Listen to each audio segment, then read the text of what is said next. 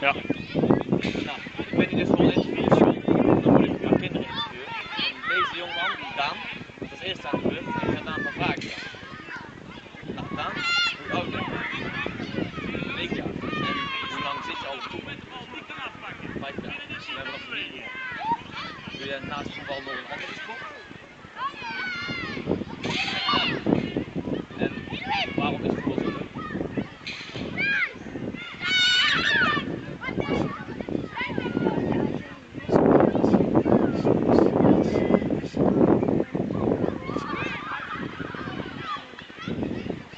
Dus gewoon eventjes weg van al het andere en eventjes lekker voetballen. En vind jij dat voetbal een jongenssport is? Of denk je van, nou, het kan allebei? En heb je veel vrienden?